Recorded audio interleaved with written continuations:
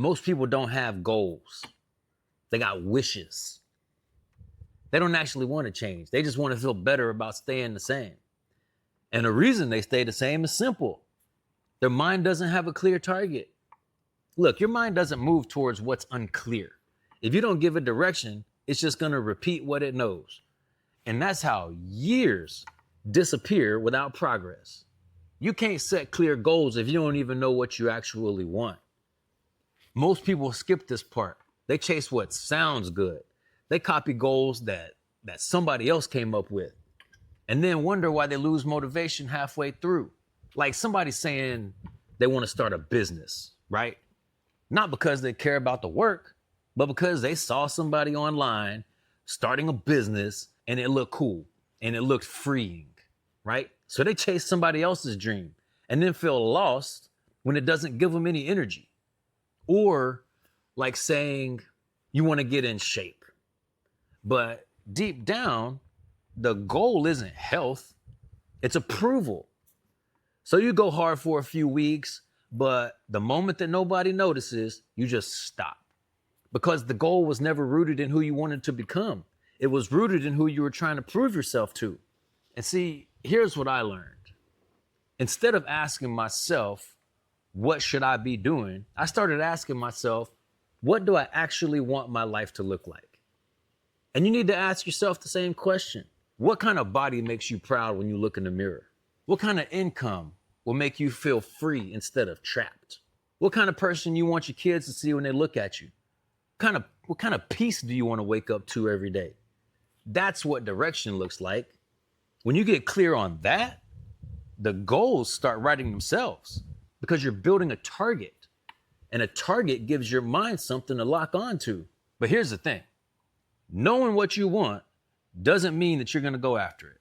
Because the second that you get clear, your mind is going to start reminding you of every failure that you've been through, every promise you broke to yourself, every time you quit when it got hard. But you got to understand that's just how the brain works. It's not doubting that you can accomplish it. It's protecting you from disappointment.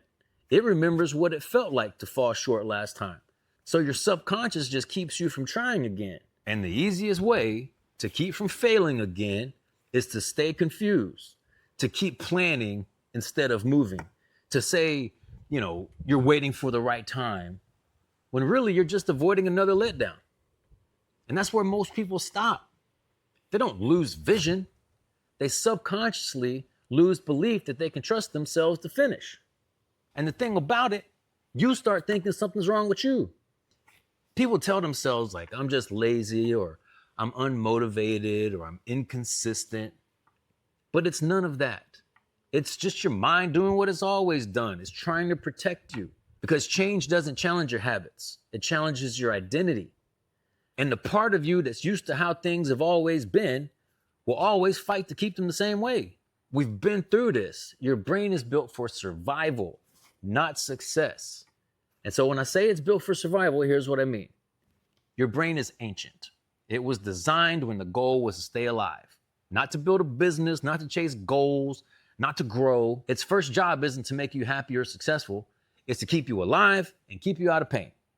It's wired to avoid risk and repeat what's familiar, and to protect you from anything that feels uncertain, even if that uncertain thing is the life that you actually want. So every time that you try to level up, your mind doesn't see growth. It sees danger, and it starts throwing distractions and fear and hesitation because it thinks it's keeping you safe.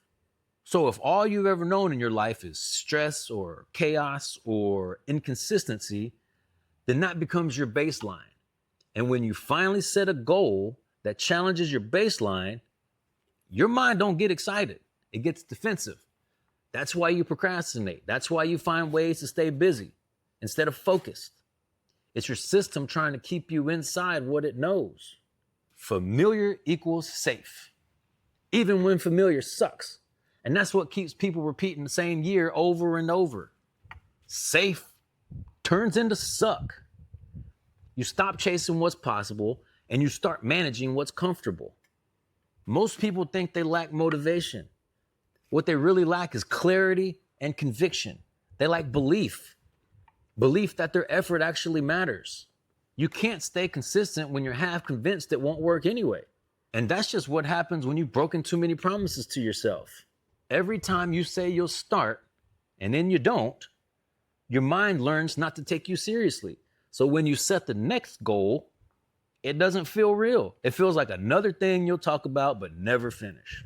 And that's why discipline feels so hard.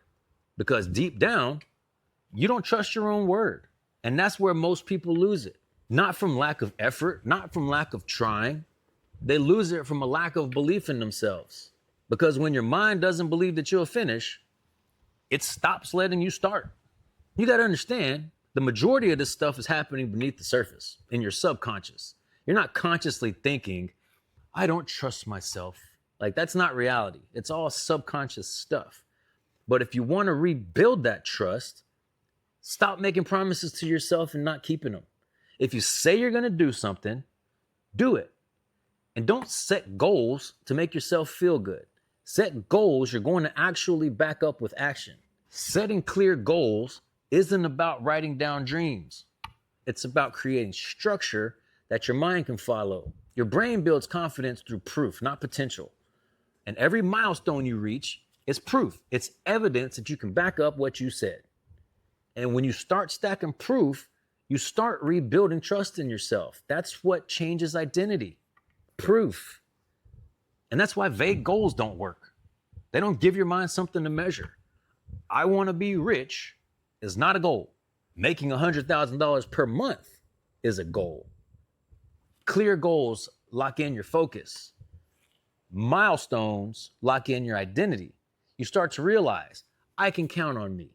And when that belief sets in, the game changes. Stop setting goals that sound impressive. Set goals that are believable, measurable, and specific, so your brain knows exactly what winning looks like. You don't need 10 goals. You need a few that actually matter. Ones that move your life forward in a real way. And then you got to track them. Make the progress visible, because progress you can see becomes progress you believe. And every small win is a new signal to your mind. This is who we are now. You don't have to wait until the end to feel successful. You can start feeling it every day that you show up. And that's what momentum really is. It's your nervous system catching up to your new standard. You don't rise to the level of your dreams. You rise to the level of your clarity and consistency. Stop winging it. Stop guessing. Write it down. Break it down.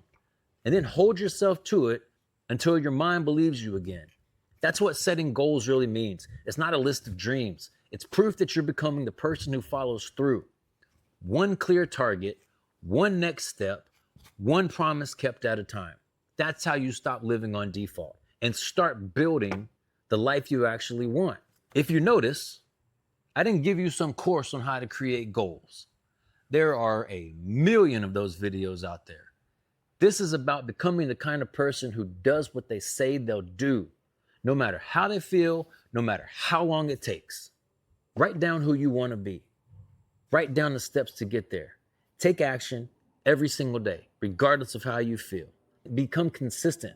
You're more than likely not going to be perfect, but do something every single day that's going to push you towards one of your goals, and then document it. Write down the milestones that it's going to take to get you there. And when you get to the milestone, check it off. It's like the save point in the Mario game. Thanks for watching. I'll see you on the next one.